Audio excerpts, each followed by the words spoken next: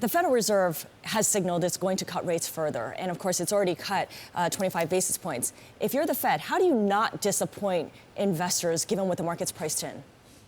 Yeah, the problem is the market wants more than the Fed seems willing to deliver. I think anyone who is looking at a model will always be looking at the point estimate and then the standard error around that point estimate. And when you're looking at some of the economic data, it hasn't moved all that much. What's moved is the financial market data like the yield curve and other things. So for Fed officials who look at real economic data, it's not looking way off in some of the models that they would estimate. And without getting several standard deviations away from what you thought, it's hard to change your mind. So I think that's why the Fed is institutionally biased to go a bit slow here. So if they look at market data, they can look at the financial conditions, for instance.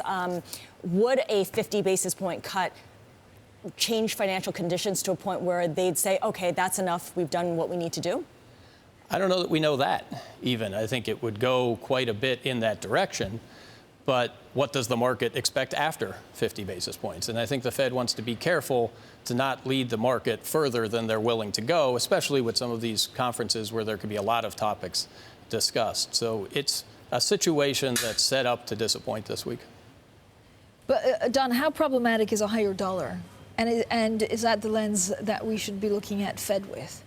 That's a great lens in terms of the currency affecting financial conditions. Also, indicators like the yield curve do matter. They matter more to certain individuals than other individuals. But while you can use a lot of the global flows to explain a flat yield curve, it's still hard to get to an inverted yield curve and not say something is wrong. Just because the future is more uncertain than the present, you would expect a curve to look a certain way. So an inverted curve is still signaling something's wrong, and I think what it's signaling right now is that there's policy action that needs to happen. It's just a question of the speed with which that's going to happen. Does that mean very quickly, Don, that they're actually looking at the inverted yield curve and will try and reverse that?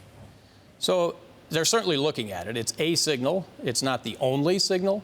And the problem is some of the hard economic data like retail sales, like consumer spending, still look okay. So a 50 basis point cut would be considered some sort of emergency item. And without an emergency, like a financial crisis or some negative GDP print, something of that sort, it's hard to do that preemptively.